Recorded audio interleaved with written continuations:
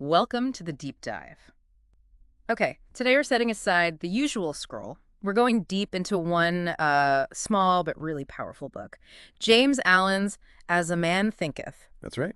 Think of this as your focused guide to its main ideas. And these ideas, even though they were written a while back, they still, resonate today. They really do. The book came out of Alan's own um, meditation experience, as he put And it. the goal to help us realize that we are essentially the makers of ourselves, the sculptors of our own lives. Precisely. What I love about Alan is how direct he is. No messing around. He argues that your thoughts, they're not just background noise. They're actively shaping you and your world. So our mission here is to walk you through it chapter by chapter. We want to pull out that core wisdom, make it digestible and useful for right now. Keeping the author's intention, yeah. All right, let's dive into the first chapter, Thought and Character. Alan starts with that famous line, "As a man thinketh in his heart, so is he." Okay, what does that really mean? It's not just fleeting thoughts, is it? No, not at all. It's about those deeper beliefs, the consistent mental habits that shape your whole being, and crucially, your life circumstances too. So character isn't fixed, it's built. Exactly. It's the sum total of your thoughts built up over time. Think positive, generous thoughts consistently. And you become a more generous person. This makes sense. Right. And if you constantly harbor, say, critical thoughts, well, that shapes your character differently. And our actions. He says they're just the visible part, the blossom of thought. Yeah, and joy and suffering are its fruits. He's drawing a very clear line there. Cause and effect in the mental realm. Like planting seeds. Just like that. You plant a certain kind of thought seed, you get a corresponding result, an action, and the consequence, the fruit. Noble character comes from effort, from persistent right thinking. And the opposite comes from, dwelling on the negative stuff. And this is where it gets really empowering, I think. He says we are made or unmade by himself. We're the architects. Using thoughts as the bricks and mortar, we can build ourselves up. Or let things slide downwards.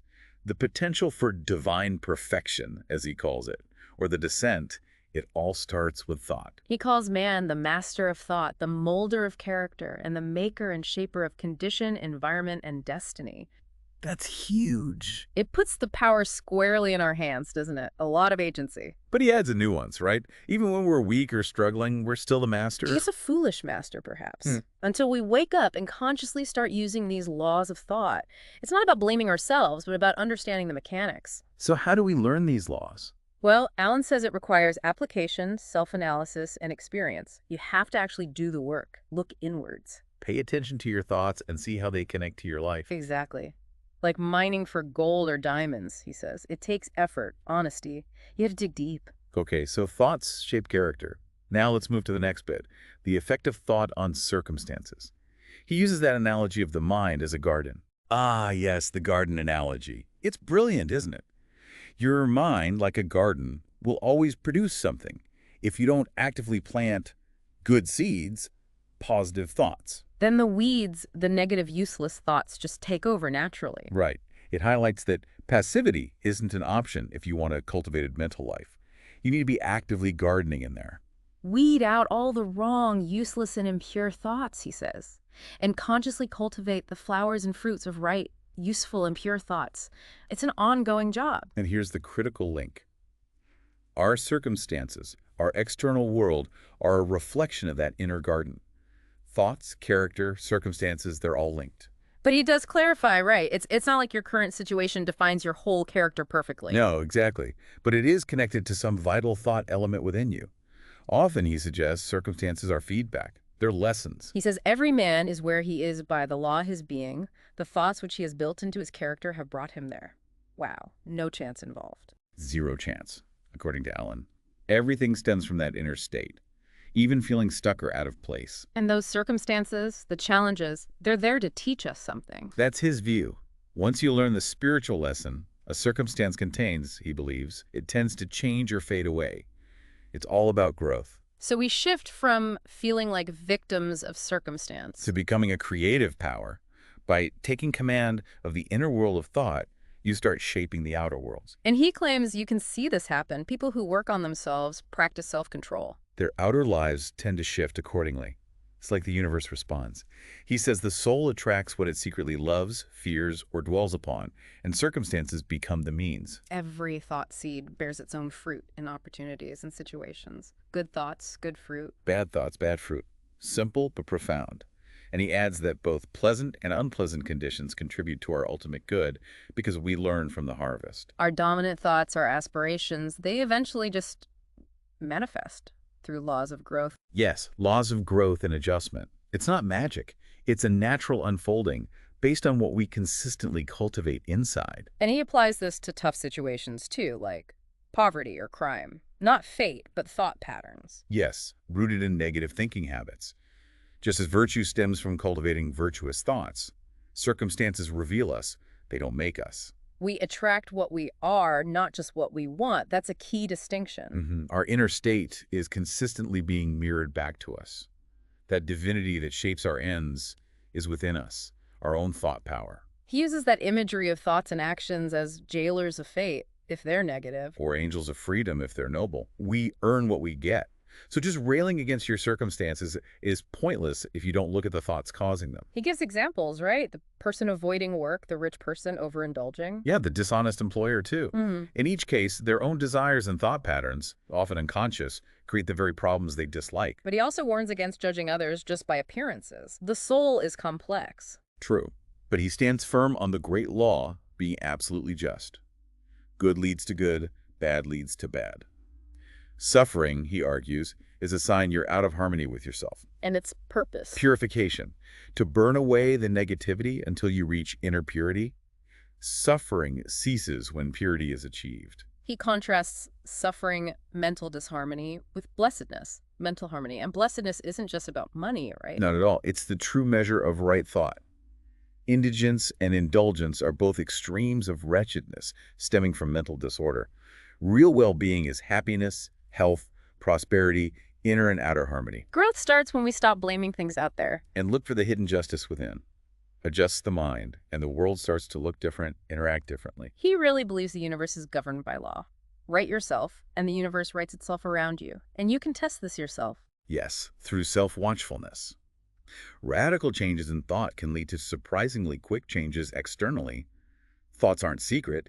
They crystallize into habits, then solidify into circumstances, like fearful thoughts leading to illness or pure thoughts leading to happier situations. So we don't choose circumstances directly. But by choosing our thoughts, we shape them indirectly, but surely.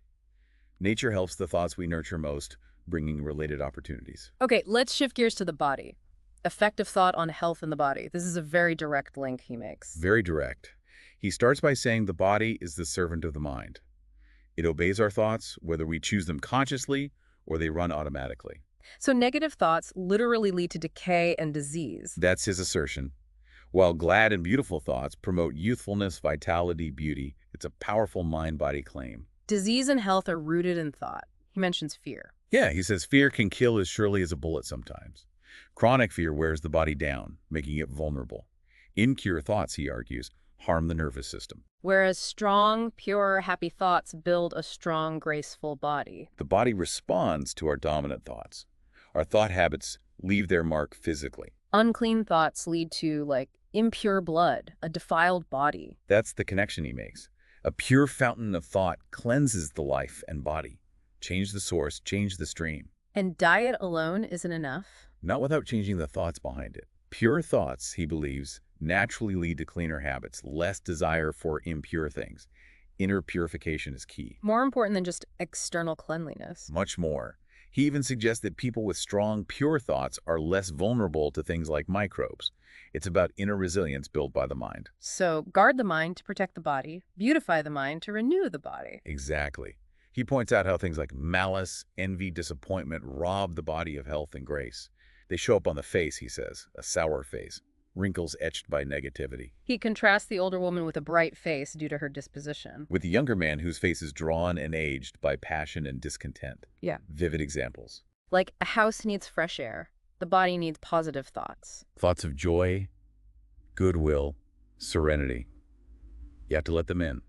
Keep the windows of the mind open to the good stuff. He even says you can read the story in the wrinkles, some from sympathy, some from passion. Righteous living, he believes, leads to a calm, peaceful aging, like a sunset. He calls cheerful thought the best physician. And goodwill, the greatest comforter. Dwelling on negativity is self-imprisonment.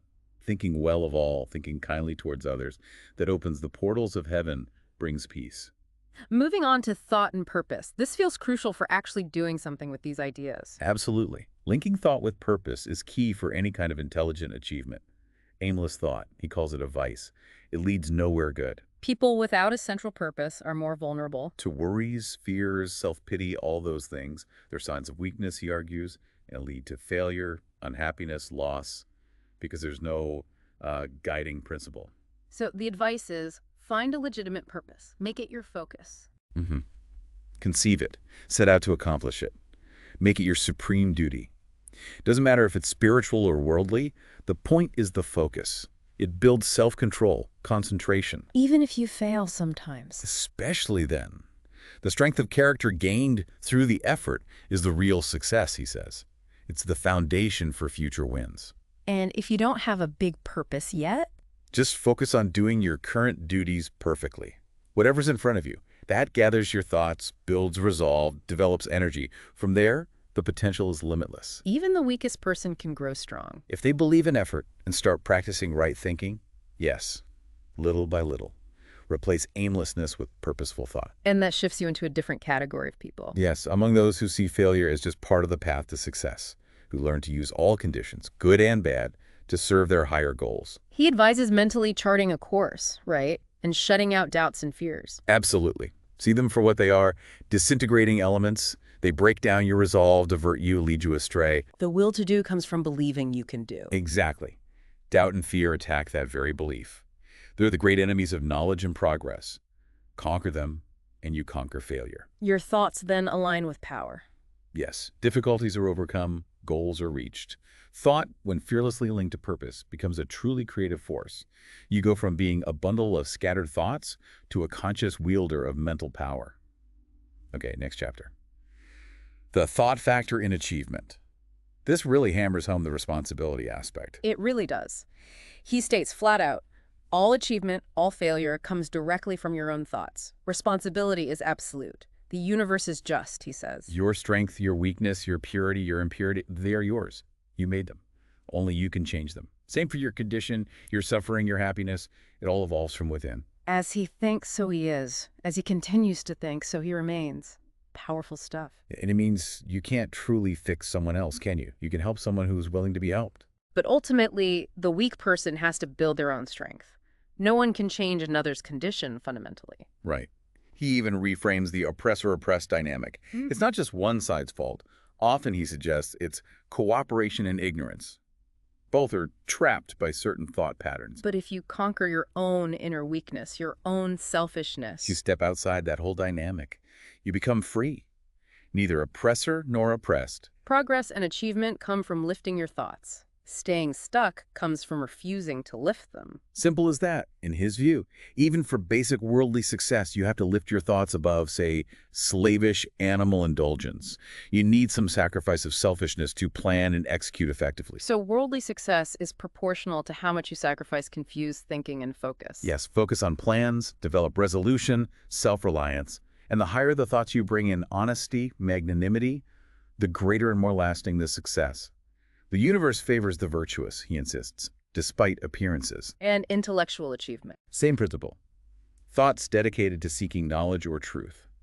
Effort, aspiration, unselfishness, not just vanity. Spiritual achievements are the pinnacle of this. The culmination of holy aspirations, yes.